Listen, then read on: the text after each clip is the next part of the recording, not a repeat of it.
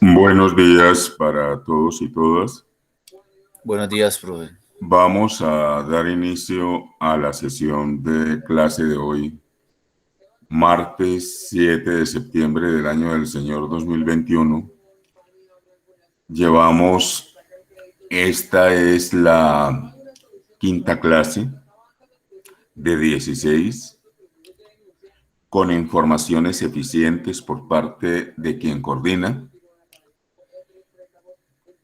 Y vamos a grabar la sesión, está siendo grabada en este momento, en el orden asincrónico para que podamos mantener la información, la claridad y los fundamentos teóricos de este curso.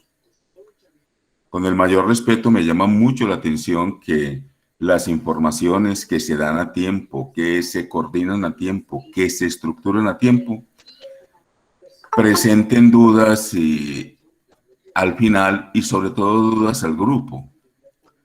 El parcial es dentro de 8 días y la sesión también será de esta manera, y así se los informé. Ruégoles tener mucho acierto en la información para no crear escepticismo entre ustedes mismos y ustedes mismas. Y en el manejo de la información, pues ser claros, coherentes, de fundamentación de lógica y claridad, porque el mantener un curso de esta manera, tenemos que estar claros y unidos, ¿sí? Y no crear dudas y escepticismos.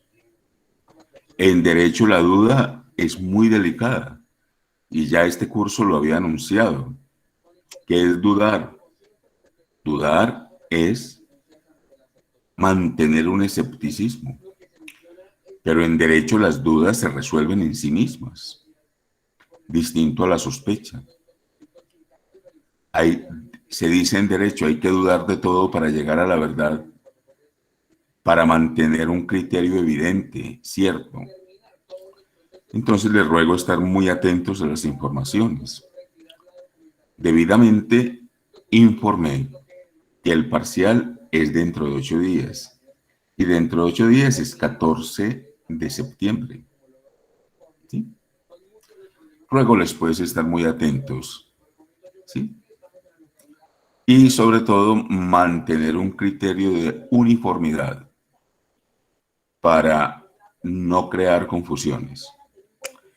A propósito de la confusión, estamos en un país donde prevalece el estado de opinión sobre el estado de derecho. ¿Cómo así? Porque a las personas les inquieta más el comentario, comentar sobre lo comentado, decir lo que vio en el noticiero, y se pierde la fundamentación y la credibilidad, sobre todo.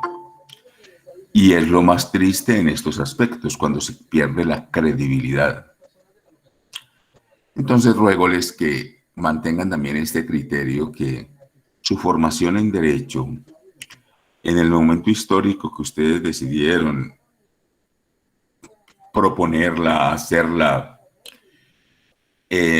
está esta presencia del estado de opinión sobre el estado de derecho.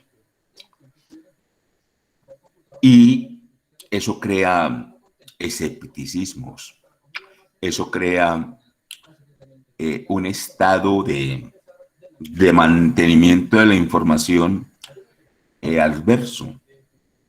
Y eso hace que uno diga una cosa, que otro diga la otra, que otro proponga de este lado, que otro proponga del otro. Cuando son situaciones que en rigor no están. Entonces, cuando el rigor se pierde y no se adquiere fácil. Por eso, el mantenimiento del derecho, del Estado de Derecho, prevalece sobre cualquier otra situación. Bueno, espero que esta situación pues la propongamos de esta manera y podamos también seguir con nuestro curso Con Claridad y Fundamentación. Saludo muy especialmente a Anderson Mora, a Carlos Andrés Medina, a Hans Sebastián, a Harrison Mosquera, José Roberto Gómez, Juan Álvaro Foronda, María Melisa Gutiérrez, Milton Bayona, Paula Andrea Herrera, Ricardo Antonio, Santiago Villegas, Uris Pimberti Zapata. Espero que estén muy bien, gozando de salud y bienestar y abonando y haciendo perspectivas de acción y de fundamentación con sus cursos. Repito, en el momento histórico en que decidieron estudiar Derecho y que ustedes proponen acciones coherentes y claras para mantener el rigor de su conocimiento y el rigor del conocimiento del entorno. En este curso tenemos unos trabajos en la plataforma ABA que están siendo tratados con el mejor con el mejor orden. Les avisé que la plataforma estaba abierta, muy especialmente para los estudiantes nuevos, porque en rigor al mantenimiento claro y distinto de las secciones, pues los estudiantes deben de mantener una información clara y coherente con el asunto. Muy bien. Se vencen las actividades y a lo sumo a ustedes les llegará a sus correos institucionales la evaluación. ¿Sí? La evaluación queda en el ABA, la evaluación va a su correo institucional y finalmente, ya cuando vamos a calificar el corte del primer periodo, hacemos un archivo en Excel y a ustedes les llega el asunto. He repetido varias veces y espero que no se incomoden por la repetición, pero no quiero retrocesos. Les he dicho que la no presentación de un trabajo de esos, que no aparezca ahí, le queda vacío esa calificación. Y entonces, en la sumatoria, pues le quedaría muy bajo. Y después vienen las justificaciones, ¿no? Que yo sí presenté el trabajo, porque la experiencia ha sido esa, ¿sí? Y efectivamente, sí lo presentó, pero mandó el archivo ¿por dónde? Mandó el archivo por un celular y a usted le apareció que sí lo envió, pero no llegó. Usted, cuando ponga una tarea, cerciórese que el archivo quedó adjunto en esa plataforma. Porque he tenido muchas experiencias de gente que ha hecho su trabajo bien y que lo hace en los tiempos que son. Manda el trabajo y el trabajo queda como en suspenso, pero nunca llegó a la plataforma ABA. Por lo tanto, cuando lo vamos a evaluar no lo vemos.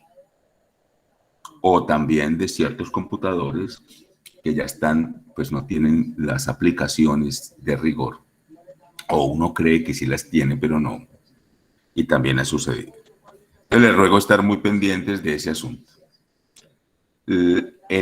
Las calificaciones estarán expuestas, Dios mediante, el lunes 20 de septiembre. Ya quedaremos listos. ¿Ya? Muy bien. Insisto y excusen la insistencia, por favor, estar más atentos a las informaciones y no permitir la ambivalencia de la misma. Muy bien.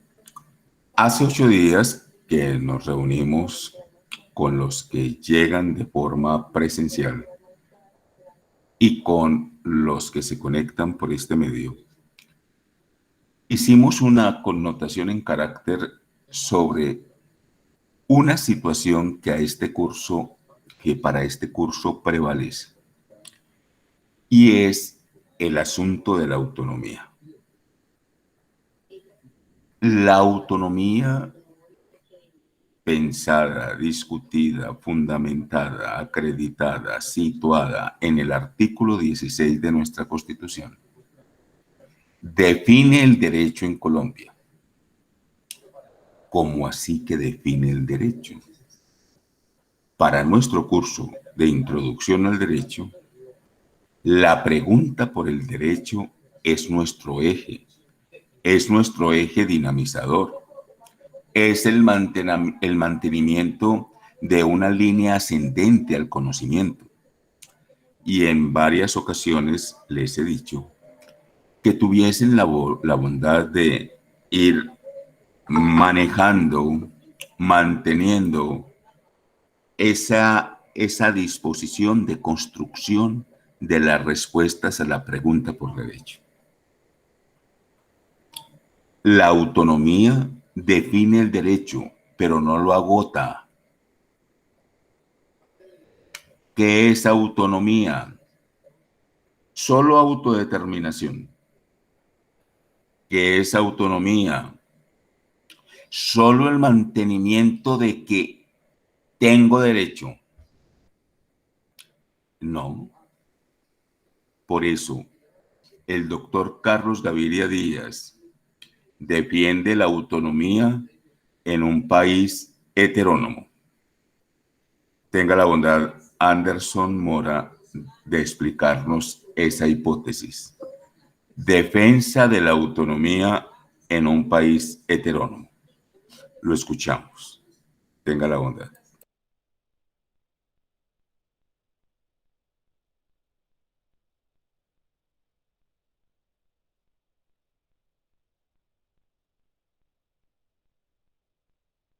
Un momentico, profe.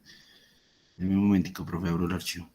Perdona, Anderson, pero es solamente el título. ¿Qué es para usted ese título? Título como hipótesis. Defensa de la autonomía en un país heterónomo. Es como el Estado. O sea, defensa de la autonomía es un Estado que se rige por algunas normas, que se rige por normas, ¿cierto? Por las diferentes leyes o reglas que están dentro del Estado. Y eso lo entiendo yo como que es un Estado autónomo.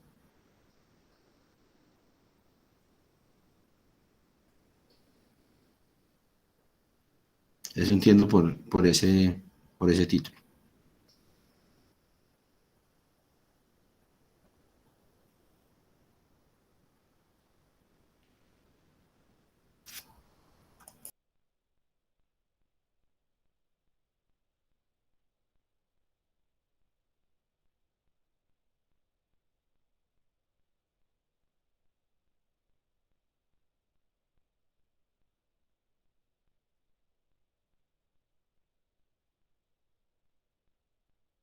Gracias, Anderson.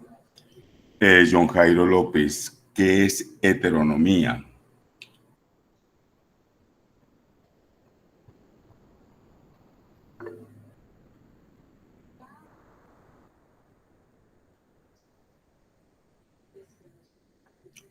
John Jairo.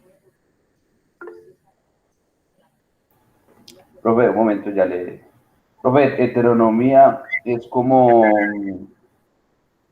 ausencia de la voluntad. O sea, yo busqué y decía que se rige como por leyes de externos. Ojo con lo que usted, perdón, dijo dos cosas que están en contravía. De ninguna manera es ausencia de la voluntad. A esta altura del curso, perdonen, esos dos conceptos de autonomía y heteronomía al menos deben de estar situados. ¿Sí? Situados porque una cosa es autonomía y otra cosa es heteronomía. Eso de autonomía y heteronomía está entre el Estado de Derecho y el Estado Social de Derecho. ¿De acuerdo? ¿Quién levantó la mano? Tenga la bondad. Profe, yo. Bien pueda. No, es que ahí es como si fuera una contradicción, porque autonomía en un estado heterónomo es como si, o sea, yo tengo libertad, pero estoy en un estado que me la restringe, ¿cierto? ¿Por qué? Por el sistema jurídico, porque según el mismo artículo que usted mencionó ahora de la Constitución, hasta dónde va mi libertad, hasta donde llegan los derechos de los demás, ¿cierto? Entonces yo creo que ahí es donde se enlaza como esa especie de contradicción.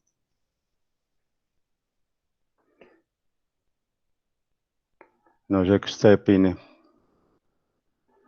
No son opiniones. Recuerda, la opinión aquí no prevalece, pero no, sí, su acción sí tiene asidero. Vamos a ampliarla. Pero Listo, profe, gracias. me preocupa que en esta clase ya nosotros hemos dado las clases todas desde que comenzamos el 3 de agosto. Todas están grabadas. Y que a esta altura no haya una determinación clara y efectiva en relación a la autonomía y a la heteronomía. Autonomía y heteronomía que definen, pero no agotan al derecho. Bueno, María Melisa, buenos días. ¿Qué nos puede decir al respecto? Buenos días. Profe, pero en el momento de que es heteronomía, yo podría decir que es un querer ajeno, que son normas impuestas desde afuera.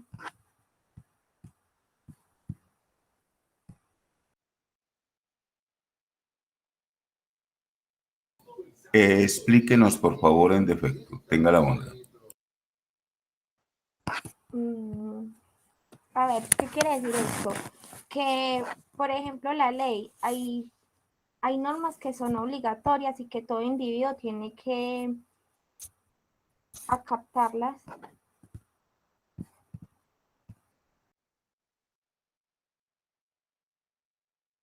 Muchas gracias. Lices Yolima, buenos días.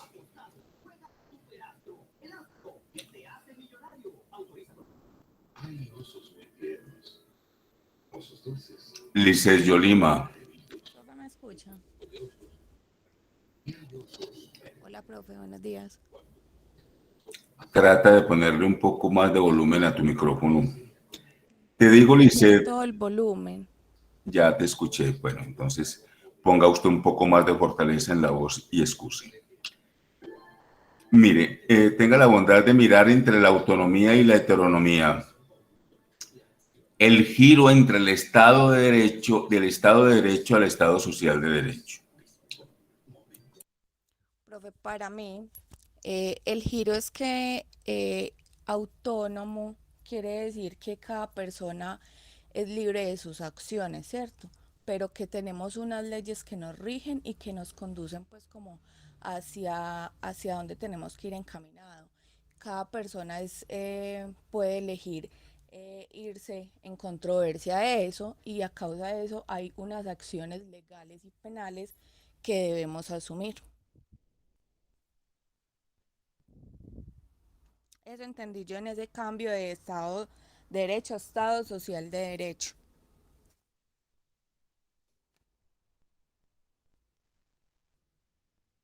Gracias, Lisset. Marlon, tenga la bondad.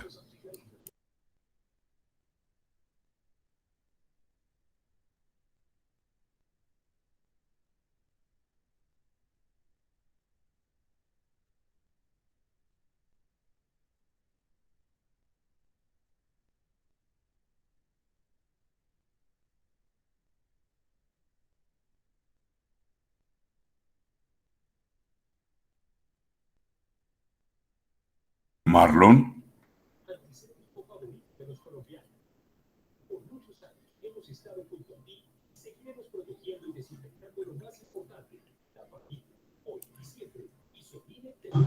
Sí, profe, disculpe. ¿Qué dice usted al respecto? Tenga la bondad. Profe, entiendo de autonomía, que es la capacidad de la toma de una decisión, por decirlo así.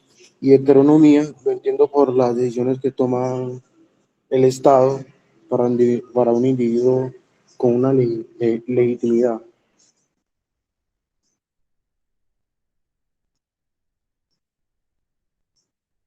Más en todo el caso de las normas que son impuestas, que son obligatorias para regirlas. Nosotros tenemos una imposición de la norma.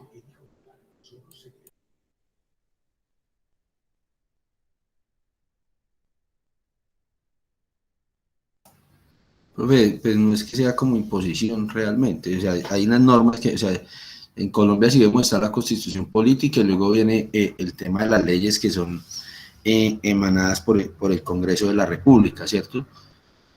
Y no es que, o sea, es que estamos en un país dictador, pero es un país donde está organizado un Estado social de derecho y a través del Congreso se establecen unas normas las cuales las personas que vivimos, hablemos así, en el territorio nacional, pues debemos cumplir. Pueden ser normas de tema civil, penal, administrativo, tributario. Entonces es el cumplimiento de esas normas y si no las cumplimos, pues tendríamos que acá acarrear alguna falta en el cumplimiento y seguramente eso nos genera una sanción o algún correctivo. Muy bien. Y esas normas las hace el Congreso de la República que nosotros elegimos. ¿De acuerdo?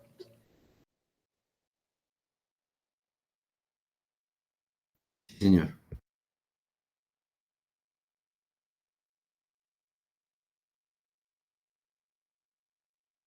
Milton.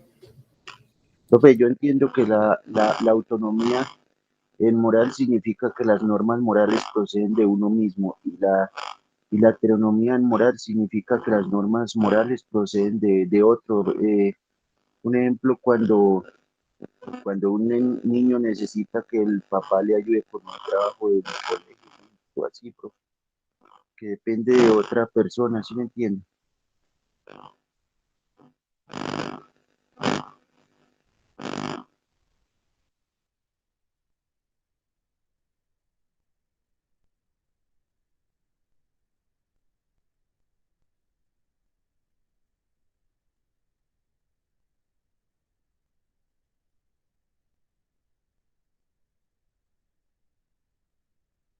Muy bien, Milton, pero no comprendo por qué hizo la aclaración que morales.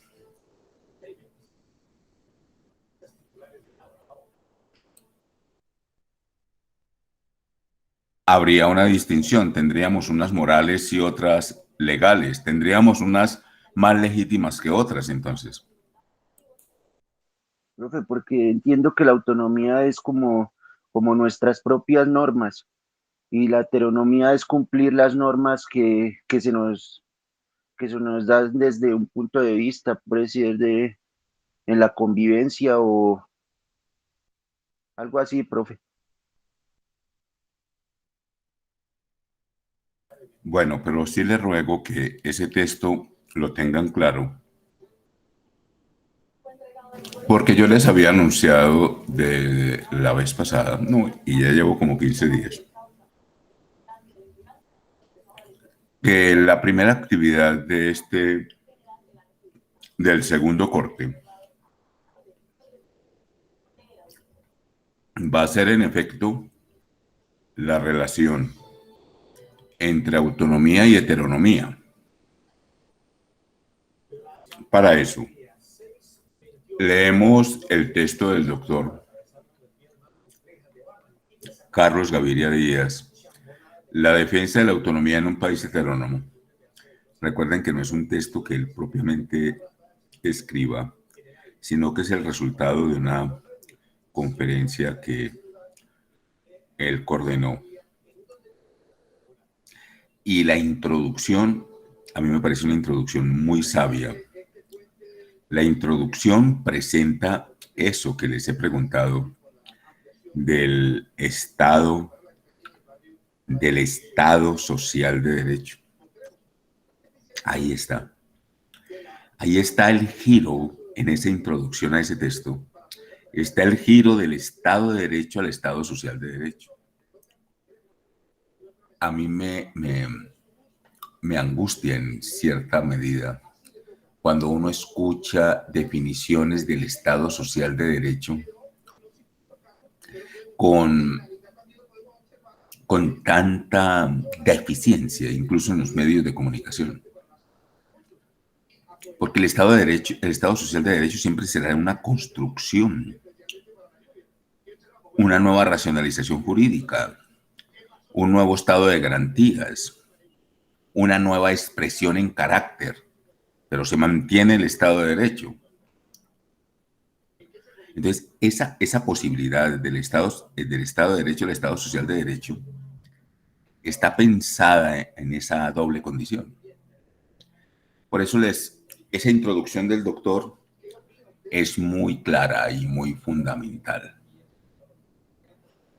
Bueno, vamos a el concepto de autonomía del doctor en ese texto. Autonomía que él la ejemplariza en dos situaciones que tenemos en el país: la despenalización de la dosis personal y la despenalización de la eutanasia en el orden de homicidio piadoso o de homicidio consentido. Tiene una posibilidad grande de mantenimiento, de acción y de fundamentación. Ruego les puedes mantener esos conceptos porque son importantes.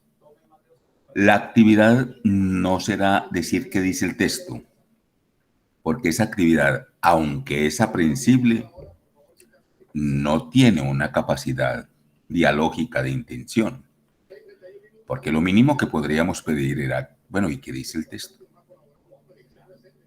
Para ese efecto, yo ya le socialicé un texto mío, y no es que lo ponga a la misma altura del doctor, mucho menos. Y sin faltar a la modestia, pues yo hago una alusión de la autonomía en otro contexto, pero en el Estado social, en el Estado de Derecho. El texto titula Consideraciones del bioderecho sobre la eutanasia en Colombia. Lo que de entrada les puedo decir es que no estamos de acuerdo, o al menos es una posición mía de no estar de acuerdo con el doctor, pero de sí estar en el Estado de Derecho. Porque no prevalece cuando uno dice, para mí, no es para mí, es que yo no estoy escribiendo para mí, pues para escribir para mí, ¿para qué lo voy a publicar si es para mí? No es para mí, es en el Estado de Derecho, que es autonomía. Lo que pasa es que nos encontramos y ahí hay una divergencia, hay una controversia, hay una dialéctica en una consideración. Esa dialéctica, esa controversia, esa contraargumentación que hay ahí, es la que, por favor, les pido que usted la identifique.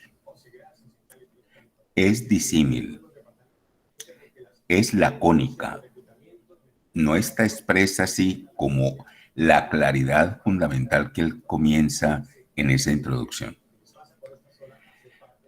Para ese efecto, como siempre les pido, una hoja en Word, Arial 2, espacio y medio, adjunte en los tiempos que es.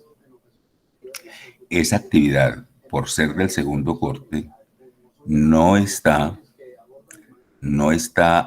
identificada y pronunciada en el texto. En el ABA. Entonces ruégoles que a la mayor brevedad vayan ustedes adelantando esa disposición y que puedan en carácter tener ese sentido controversial. porque es controversial. Al respecto, ¿alguien nos quiere decir algo?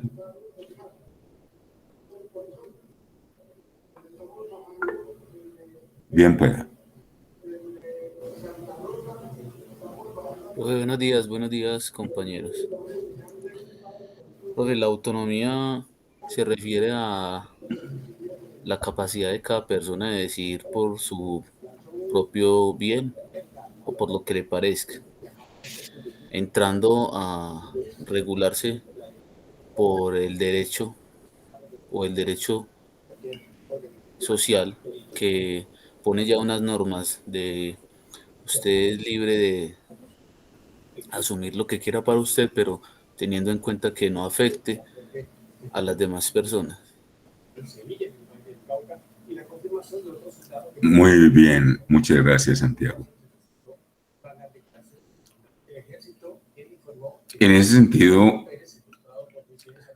podemos pensar que la autonomía es una autodeterminación, es un consentimiento.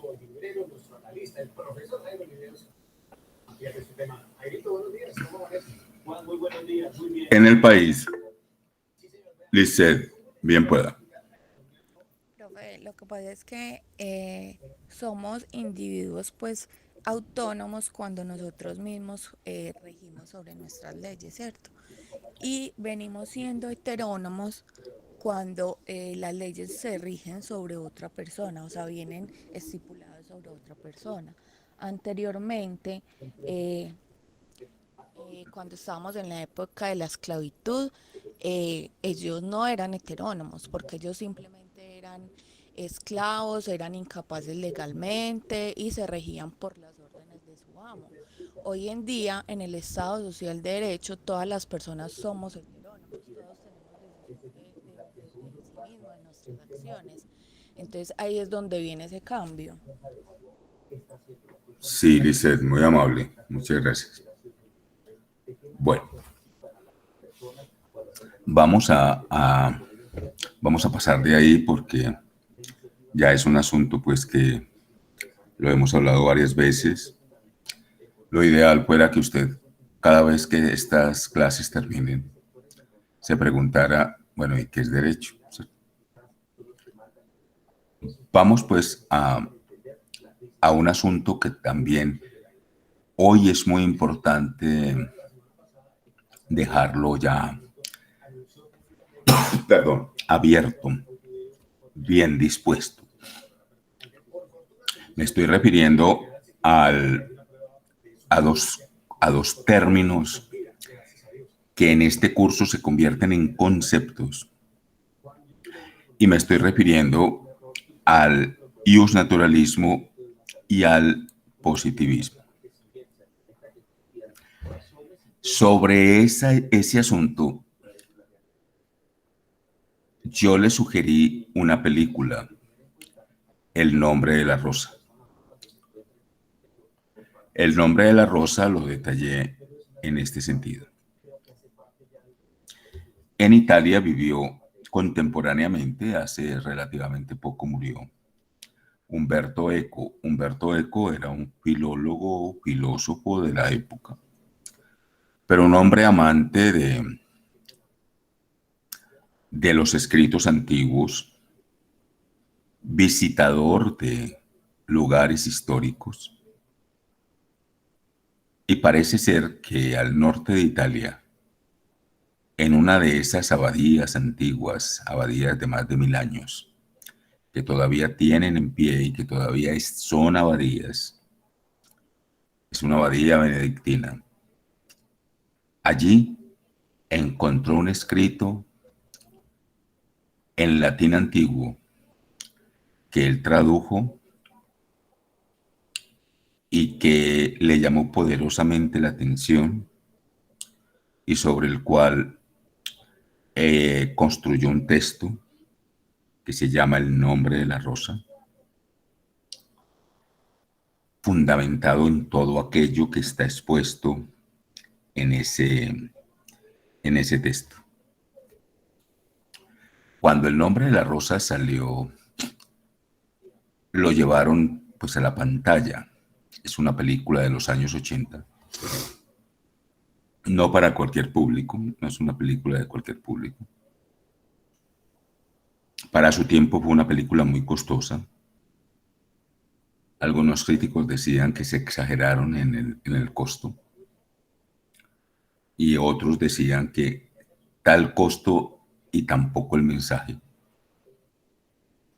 Total, no es un mensaje para cualquier público, repito. Esa película yo se las sugerí y sería muy efectivo que la vieran. Pero yo no voy a estar preguntando pues cosas de la película, si usted vio el tráiler, si se la vio, porque es una película muy larga. Y repito, es una película donde usted, si no mantiene la atención, se pierde. Es una película que inicia con cosas del final y temporalmente en la película usted va a ver que es una situación de un día y una noche. Y a uno le parece que eso pasaron días y semanas y cosas de esas. La película, por mantener el rigor de la película, es distinta al texto en ciertas partes. Pero para este curso el profesor le sugiere la película, usted verá si la ve o no. Pero ¿qué nos importa ahí? Que ahí se pasa de los términos de iusnaturalismo, iuspositivismo, derecho natural y derecho divino, se pasa a los conceptos. Quien la vea, sin duda, queda con mucha claridad sobre esos 4 conceptos que para este curso son privilegiados. Es como Igual, una reflexión, profe. no, yo no les pido reflexiones. No es una reflexión, yo les pido que por favor definan, pero no me lo definen en la película, definan ahí. La película, pues, los define, pero los define grandemente, pues, los define históricamente y los define como una película, sí, en esa garantía del deber cumplido, ¿cierto? Entonces, así va a ser la actividad. La actividad son cómo se pasa del término al concepto. ¿Cómo que del término al concepto? Del término vacío al concepto perfeccional. Les pongo un ejemplo de la vida práctica. Si a nosotros nos dijeran, vea, por favor, defina qué es el ácido, qué es algo ácido, pues nosotros sí sabemos, pues nosotros tenemos la percepción de lo ácido. Seguramente un limón con sal, pimienta, un mango verde, inmediatamente nosotros sabemos qué nos provoca. Y solamente la enunciación de eso, mire lo que provoca en nuestras bocas. Se llenaron de saliva solamente por la evocación. Pero nosotros definir el ácido es muy difícil, es como definir el dolor. Pues cuando esos términos se llevan al concepto, permanecen. Y no son necesarios los ejemplos para que los conceptos se afinen. Por eso, para este curso es muy importante el paso del término al concepto. Es una elaboración personal. Es una elaboración en carácter. Es una elaboración dialéctica. En ciertos casos es una contraversión. Pues muy bien. Esa es otra actividad para el segundo corte.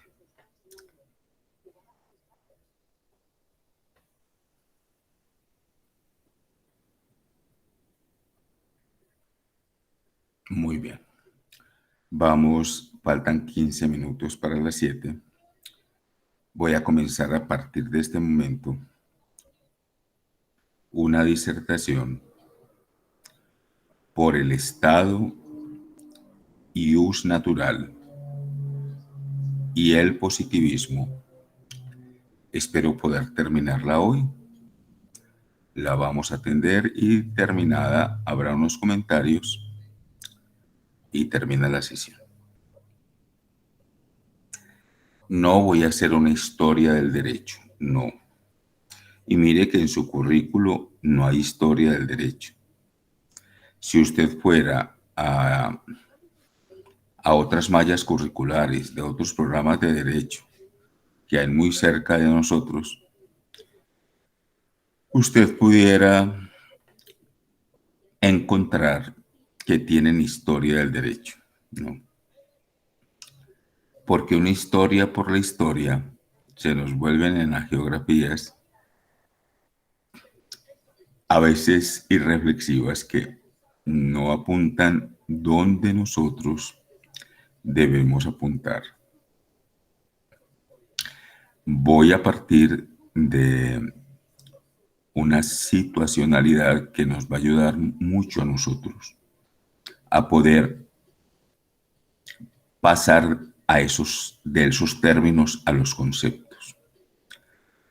Y las ejemplificaciones históricas nos van a ayudar en esa construcción, porque la preferencia es personas jóvenes que hoy en el escenario del derecho colombiano pueden construir para hoy conceptos no ius naturales, no ius positivistas, sino conceptos que unan lo uno y lo otro. La unión de lo uno y lo otro es el Estado neoconstitucional, es el Estado neoconstitucional en derecho y en derecho propio. Vamos pues a hacer ese recorrido, a mantener la atención, a proponer en carácter nuestras propias situaciones. Todos habíamos escuchado y hemos escuchado muchas veces que el derecho es romano y que en el derecho romano se definieron todas las instituciones y se definieron los derechos en su gran mayoría. Pero el origen no es propiamente romano. Vamos a poner mucha atención. El siglo IV antes de Cristo para la humanidad fue importante en este sentido. Grecia, 4 provincias griegas, Atenas, Troya, Esparta y Micenas, mantenían conflictos por el territorio, mantenían conflictos por la expansión y la riqueza. Esas 4 provincias dirimían sus conflictos con la guerra. En el siglo IV antes de Cristo, ya ustedes saben cuáles son las políticas de guerra.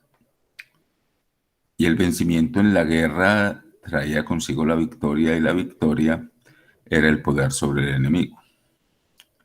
Pero estos eran enemigos por provincias, pero mantenían el rigor de Grecia. Por eso era tan especial para ellos el mantenimiento ateniense, ¿cierto? ¿Qué sucedió allí? Allí sucedió una situación en carácter muy especial. El gobierno de ellos era mantenido por tiranos, pero tiranos que tenían poder, fuerza sobre los demás. Y en un momento dado del siglo IV, ellos, Pirrón, Solón y Pericles, piensan que esa situación se volvió circulante, ambivalente, y que no había como ninguna evolución. Siempre la guerra, siempre lo mismo, una guerra que traía pobreza para unos y para otros riqueza, pero en el escenario quedaba la sangre y la sangre de griegos, ¿cierto? Y ellos le dieron el poder del demo, o sea, el poder del pueblo, por el voto. Con ellos aparece eso. Están dando ellos los inicios, las primeras puntadas de lo que será la democracia. Pero esa democracia debe tener un orden y entonces tiene un derecho. Y ese derecho, ¿quién lo va a pensar? ¿Quién lo va a organizar? ¿Quién lo va a promover? Los seniles. Los seniles son los ancianos, entonces aparece el Senado. Pero ¿qué es lo importante ahí? Que es la democracia la que provoca el derecho. Que el derecho sin democracia no tiene sentido. Que no hay derecho en una tiranía. Que el derecho nace como prioridad y nace como posibilidad en una democracia. El siglo IV también para los griegos fue determinante con la llegada de los bárbaros, los romanos. Ellos con su nivel expansionista, con armas poderosas porque habían descubierto el estaño, habían descubierto el bronce. Entonces ellos tenían armaduras y tenían embarcaciones mucho más fuertes que otros y por eso se daban el lujo de ser expansionistas. Llegaron a los puertos griegos a enfrentarse. Ya los griegos estaban en democracia, ya los griegos habían adquirido un estado de cultura tal que no pelearon, sino que se dejaron invadir. Esa invasión de los bárbaros a Grecia duró 4 siglos y se llamó, y la historia lo reconoce como el proceso de helenización, con H. El rapto de Helena. El rapto de Helena es el rapto de la cultura, pero ellos lo tienen en su mitología como el rapto de Helena. Recuerden todo lo que fue en la mitología el rapto de Helena. Pues bien, los romanos salieron de allí 4 siglos después, cuando Roma estaba comenzando, pero ya lo había iniciado, el imperio. O sea que ellos, las ideas que trajeron de Grecia, las llevan a Roma, pero las llevan a Roma con el fundamento griego. ¿Y qué llevaron? El derecho, el ordus. Por eso fue tan eficaz para ellos el mantenimiento de esa situación en carácter tan determinante. Esa determinación del ordus ordare, va a marcar el orden del imperio. Claro, con unas implicaciones propias de ellos. Ellos mantuvieron la esclavitud y ya el mantener la esclavitud no es que haya una raza inferior, no es que hay hombres inferiores ante la ley. Por eso es un hombre inferior ante la ley el que no pague una deuda. Por eso es un hombre inferior ante la ley aquel que fue vencido en batalla. Por eso es inferior ante la ley aquel que cometió un atentado contra todos. Será un homo sacer, y ese homo sacer, eso cualquiera puede disponer de su vida, porque es una vida gravitacional, es una vida que no vale nada. Los plebeyos y los nobles, los patricios y los del pueblo. Así edificaron el Imperio Romano, pero con derecho. Y así construyeron institucionalmente conceptos que todavía tenemos de propiedad privada, de civilidad. Por eso en muchas mallas curriculares de derecho estudian el derecho romano. Pero es un estudio que si no se hace dinámico, pues no tiene sentido. Pues bien, Roma con Plutarco, Séneca, Cicerón, Luciano, mantienen ese derecho. Y ese derecho le dará orden a Roma, le dará prosperidad a Roma, le dará el mantenimiento de que a esa ciudad, porque es una ciudad, el sol de Occidente, de Roma se mantiene incúlme con su derecho. En el siglo III, perdón, en el siglo IV, en el año 325, Constantino, emperador de Roma, para unos es el cometimiento de un error histórico, para otros la formalización de una ideología. ¿Qué hace Constantino en el año 325? Aprueba el cristianismo como una religión oficial del Imperio Romano. El cristianismo, pues todos sabemos cómo nació y cómo se extendió. Roma luchó primero contra eso como una ideología y asesinó cristianos porque no respondían a los órdenes del Estado que estaban mantenidos en la lesa majestad. La lesa majestad era el poder que tenía el emperador sobre sus súbditos. Los cristianos no lo reconocían y por eso morían.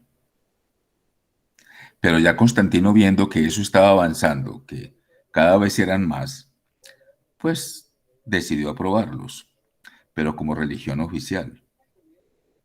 Dice una historia aparte que su madre, Helena, tuvo que ver mucho en ese asunto. Pero para los intereses de este curso, ustedes van a ver que esa aprobación del cristianismo trajo un influjo sobre el derecho y ya va a ver eso que discutíamos ahora de heteronomía, se va a ampliar el escenario. O sea, ya no va a ser un delito ser cristiano, pero el cristianismo sí avanza en carácter en ciertas disposiciones. Algunos pensaron que ya los ejércitos imperiales no eran tan fuertes después de la aprobación del cristianismo, pero son opiniones.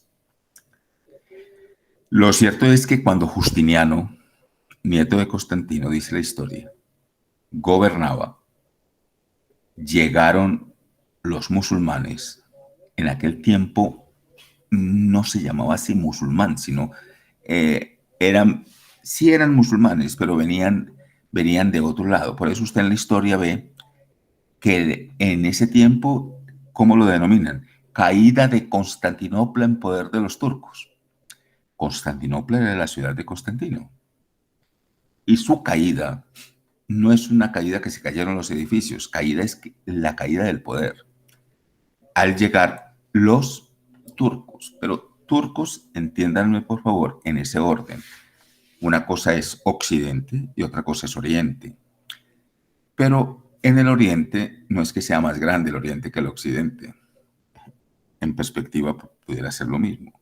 Pero fíjense nosotros cómo dividimos culturalmente: cercano, medio y lejano, Oriente. El caso es que la llegada de ellos sitia Europa y lo sitia por el Mediterráneo. O sea, Europa quedó aislada. Por eso vienen esas cosas de pronto que nos llegan fantásticas, como los viajes de Marco Polo, y entre ellos la salida de Colón. Pero lo que inquietaba era el sitio de Europa, el haberse sitiado Europa. Ahí ocurre un momento fundamental. El derecho en tiempos de Justiniano estaba mantenido con aquellas tablas de justicia. Y esas tablas de justicia para el mantenimiento de la propiedad, para el mantenimiento del orden, para el mantenimiento de las relaciones sociales. Pero ahí hay un influjo especial en el siglo V, Por eso los críticos dicen que es ahí donde inicia la Edad Media. ¿Qué es lo que sucede ahí? Los gobiernos, que eran gobiernos monárquicos, recuerden,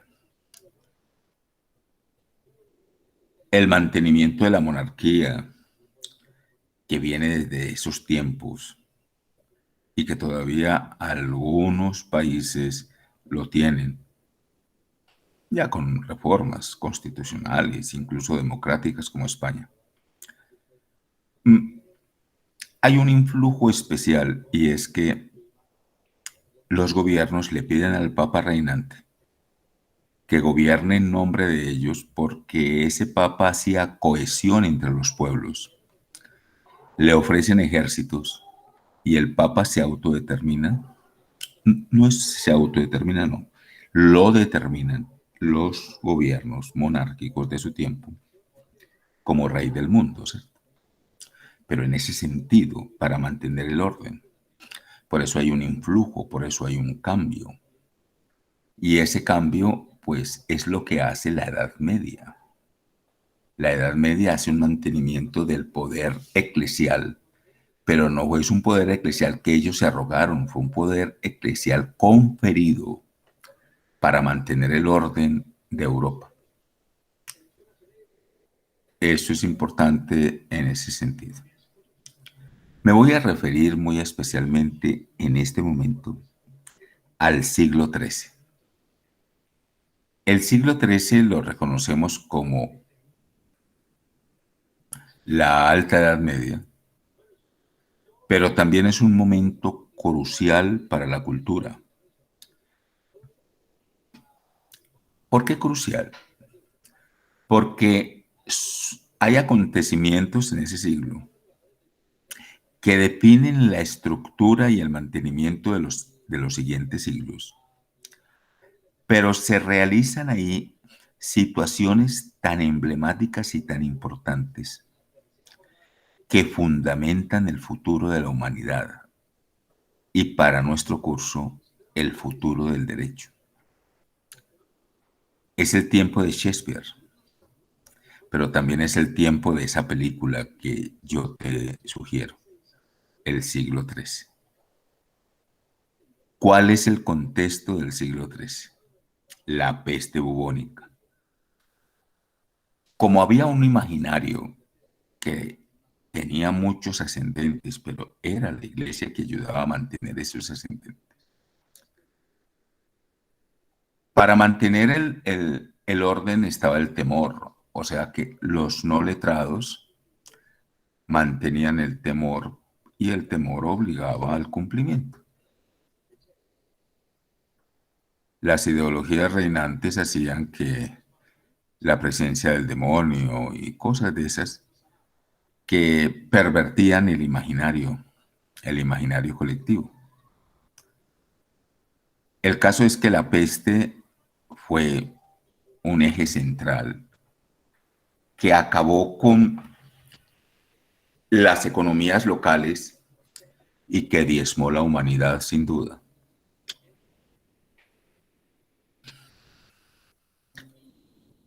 Los monasterios resistieron a la lepra, perdón, a la peste. No es lepra, es peste. Peste como una fiebre, peste como un tifo, y la gente moría de eso. Y se creía que se contagiaban fácilmente. Shakespeare en Romeo y Julieta muestra escenarios de la peste. El rey de Francia, para huir de la peste, se alojó en ese monasterio. Pero tengan cuidado con las interpretaciones. ¿Por qué los monasterios se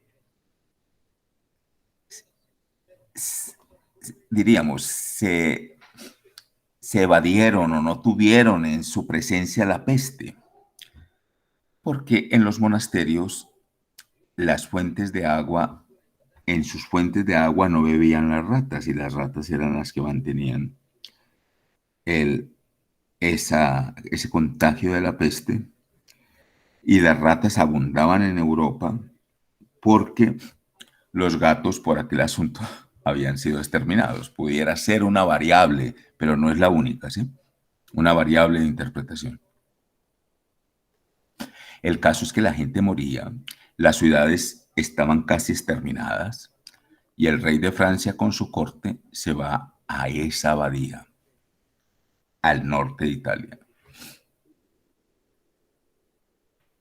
La llegada de la corte francesa a esa abadía trajo consigo que iba a ser un rey en una abadía donde solamente trabajaban y estudiaban. Pues el rey, en su omnipotencia, comenzó a estudiar. A eso se le reconoce como el primer estado de la escuela albacial, porque es el abad el que está enseñando a los demás, en su preeminencia de que el abad tiene el conocimiento. Y si el abad tiene el conocimiento, el abad pues mantiene el orden y mantiene la enseñanza. ¿Qué enseña? Aritmética, retórica, gramática. Eso es como una escuela elemental. Terminada la peste, regresan a reconstruir las ciudades y el rey de Francia quedó muy alentado con aquella primera escuela y quiere continuarla. Y la continúa como en una segunda instancia, como una instancia un poco más efectiva, con un poco más de conocimiento. Y ya no era el abad, porque habían dejado las abadías, ya era la catedral y era el obispo el que enseñaba. Era así como una segunda escuela o lo que nosotros hablamos como una escuela media. Y es precisamente en una catedral, en la Catedral de Notre Dame, donde aparece la primera universidad, enseñando trivium y quadrivium. Trivium y quadrivium eran como las materias, ¿cierto? El trivium era la teología, la filosofía y el derecho. El quadrivium eran esas tres primeras, pero ya con las artes liberales. Por eso el mundo le dolió tanto cuando se quemó Notre Dame, porque Notre Dame, para el mundo y para el mundo culto, no es un edificio. Para el mundo culto, Notre Dame es el corazón de la cultura. Ese es el corazón de la cultura. Es como Monte Cassino en Italia. Monte Cassino también es un germen de cultura. Por eso le dolió tanto a la humanidad cuando Hitler lo bombardeó, para mostrarle a Pío XII de qué era lo que él quería. Ese poder expansionista lo podemos ver claramente en esa situación. Pues jóvenes, ahí les di como unas puntadas para poder tener con mayores claridades con la película, porque la película se sitúa en el siglo XIII, impropiamente con la Inquisición. Y usted va a ver unos baluartes inquisitorios ahí, que la Inquisición no es propiamente de ese tiempo. La Inquisición es del tiempo del Renacimiento, después del Concilio de Trento y de la división de la Iglesia con el protestantismo de Lutero y Calvino. ¿Listo? Eso es una salvedad que es importante tenerla clara. Una y otra situación dieron asidero, pues, a ese mantenimiento del derecho en la Edad Media. Aquí un punto seguido. Cuando se descubrió América, que todos sabemos que América pues se descubrió, pero inicialmente no se creía que era América. Pues que no se creía que eran nuevas tierras, ¿no? En el segundo viaje de Colón a Europa, creo que ya había muerto la reina Isabel. La reina Isabel había hecho o había logrado unos convencionalismos muy serios con sus dos hijas. Me refiero a Catalina de Aragón y a Juana la Loca. Son hijas de la reina Isabel. Y la reina Isabel, en su mantenimiento político, a Catalina la casó con Enrique VIII en Inglaterra y a Juana la casó con Felipe de la Casa de Edimburgo. No es un acontecimiento de cualquier forma el que estoy mencionando, porque las casas reales se casaban con casas reales para el mantenimiento y el monopolio del poder. Enrique VIII era ya un hombre viejo, y este hombre viejo, pues Catalina, pues llegó su momento en que ya no quería con Catalina, sino con Ana Bolena, y Ana Bolena era de la servidumbre. Se casó con Ana Bolena. El papa reinante le dice: eso no se puede hacer, usted está casado con Catalina de Aragón. Enrique VIII le dice: desconozco entonces al papa, y si hay una religión en Inglaterra es santa, católica, apostólica, pero anglicana. Hay una división, y esa división pues se compara con la de Lutero y Calvino. Pero para nuestro curso eso no es relevante. Lo relevante sí es el hijo de Juana con Felipe, que será nada menos que Carlos V, el emperador. Pues estos territorios estaban siendo colonizados en los tiempos de Carlos V. Estos territorios. Por eso entendemos por qué aquí hubo primero universidad y no hubo escuelas elementales.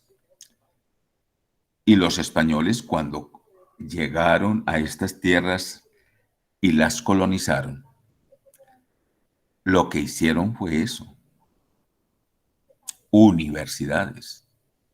Y por eso ustedes van a ver que hay universidades tan antiguas y están enseñando derecho. ¿Cuál derecho? El derecho de la época. Pero el derecho, toda esta vuelta que di es para demostrarles que en este territorio, en especial el territorio colombiano, las universidades se hicieron primero que las escuelas elementales, aunadas también a los seminarios de la época, y que para ellos fue muy importante la presencia del derecho y la enseñanza del derecho.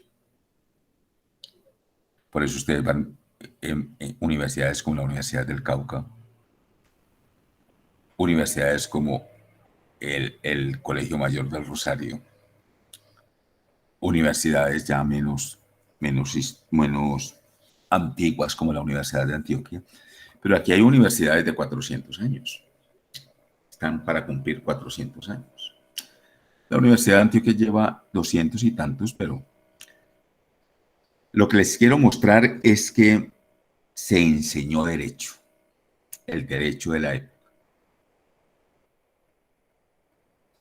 Sobre eso, quiero referirme a la Constitución de 1886, cuando Rafael Núñez por fin puede llegar a un acuerdo con los colombianos ante los intentos fallidos de alguna otra constitución, entre ellas la de Río Negro.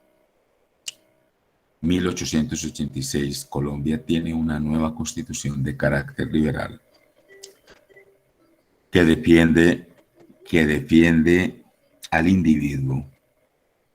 Esa defensa del individuo es la defensa de su autonomía, pero que también defiende la igualdad, pero que también defiende la libertad. Pero el país era un país analfabeta, era un país parroquial, y se siente pues muy solo Rafael Núñez en ese sentido. Entonces llama a los jerarcas de la iglesia, que en aquel entonces eran un pequeño grupo. Foto que usted puede ver si ya lo vio en el documental La mujer de la casa de la universidad. Él llama pues a los jerarcas para que le ayuden a pensar en el gobierno de Colombia. La iglesia había sido perseguida aquí por Tomás Cipriano de Mosquera y le había quitado posesiones y bueno, todo lo que sucedió aunado con la expulsión de los jesuitas, que no fue solamente aquí, sino que fue en muchas partes del mundo. Pues, ¿qué pasa ahí? Pasa algo excepcional. La iglesia le acepta, hacen un concordato es un acuerdo, el cual se firma un año después de la Constitución, en 1887. La iglesia asume el ser la educadora y la moralizante del pueblo colombiano, y el gobierno asume el proteger a la iglesia. Pero entiendan el concepto de protección, porque antes había sido perseguida, les repito, en tiempos de Tomás Cipriano de Mosquera. Pues, queridos estudiantes, comienza lo que para Colombia significó la hegemonía conservadora de 1887 a 1932. Es un periodo de tiempo de iusnaturalismo nato.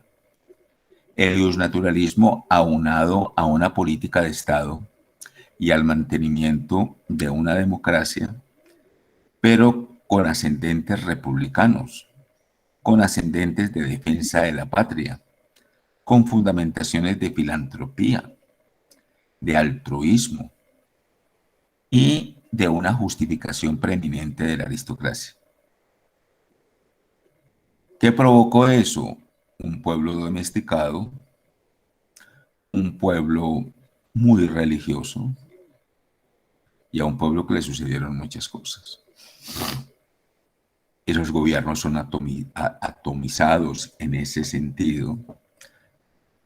Es el tiempo en que se perdió el Canal del Panamá. Es el tiempo de la Guerra de los 1000 días. Pero también es el tiempo de la llegada de la peste. La lepra, perdón.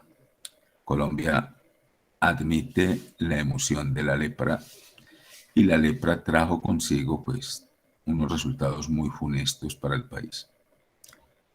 Ese comienzo de la historia democrática de Colombia, ese comienzo de esa historia democrática con un derecho amordazado.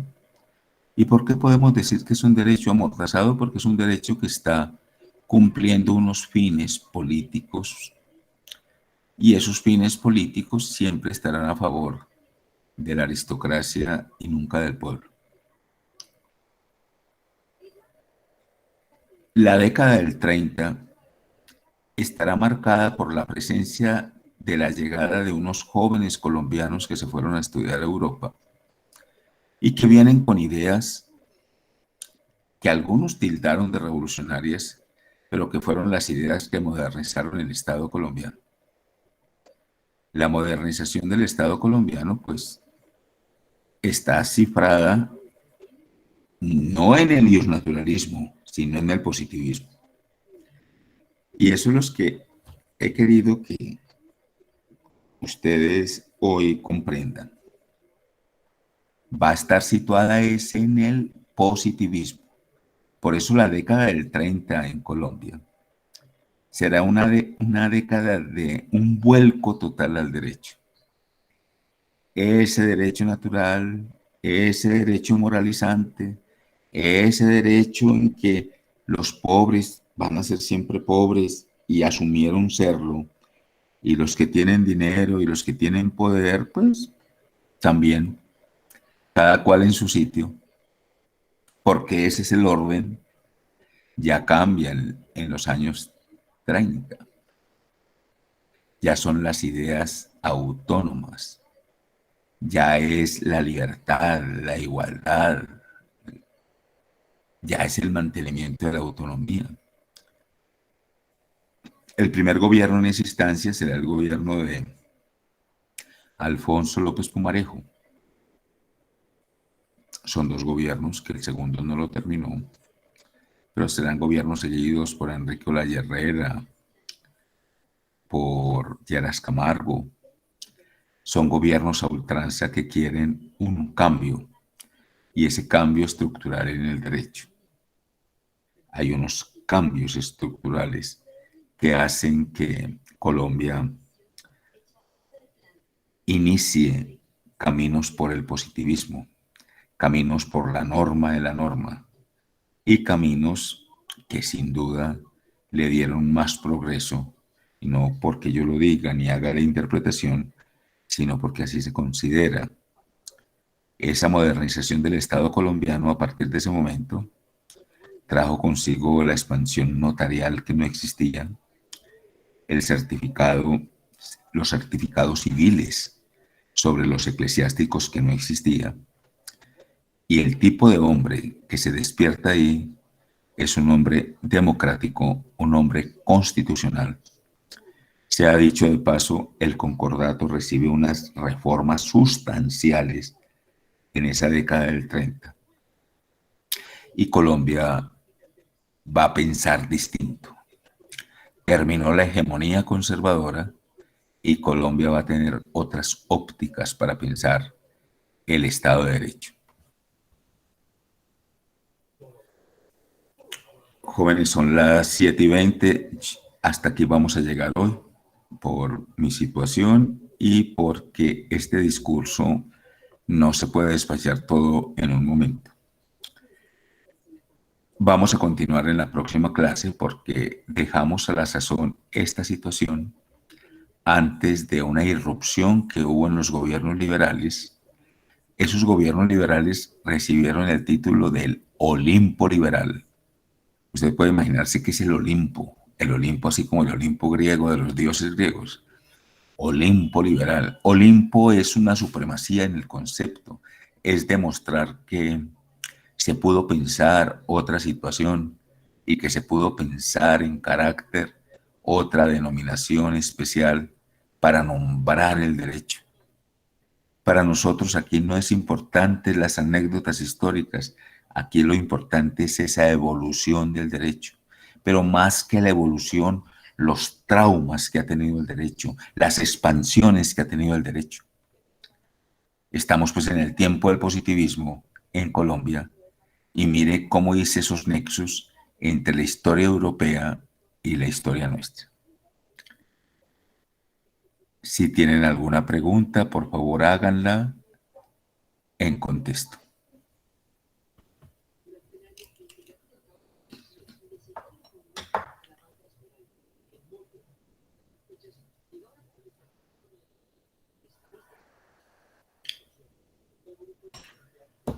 Bueno, entonces no hay preguntas. Mire, por favor, dentro de 8 días es el examen.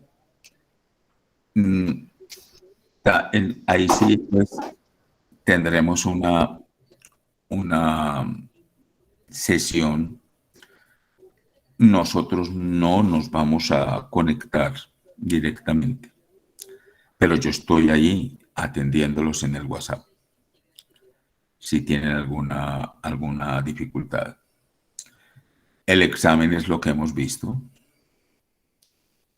El examen en carácter es una argumentación donde ustedes resuelven lo que se pregunta o la situación problemática con cuatro variables que una es verdadera. No es una cosa larga, ¿no? Se califica ahí mismo. Para quienes, yo creo que no va a ser el caso de ustedes, personas que le toman foto al examen y se las mandan por WhatsApp a los compañeros a ver cómo se resuelve, ¿no? El examen es individual. Tengan cuidado con eso, que el examen es aleatorio. Y a ustedes les puede aparecer una cosa que a los otros compañeros no. Aún puede suceder que coincida una cosa con la otra y cuando van a poner el resultado lo ponen en otra parte, porque el examen es aleatorio, se hace en el programa Hot Potatoes y eso va avanzando, va mostrando imágenes que van pasando. Por eso es tan importante hacerlo en un buen equipo. A veces los celulares son contrarios a estos programas y se suspende. Si usted está en un equipo no muy alternativo y se devuelve, se le puede desconfigurar, ¿sí? Los fluidos electrónicos son muy importantes en eso y se les puede caer el examen y ya cuando va a entrar ya dice que el examen estuvo resuelto. Les pongo en prelación todas esas cosas para que no se cometan errores y a ustedes les vaya muy bien en el examen. Después, ese examen se va a resolver, aunque ustedes les dan la nota, yo creo que por ahí a las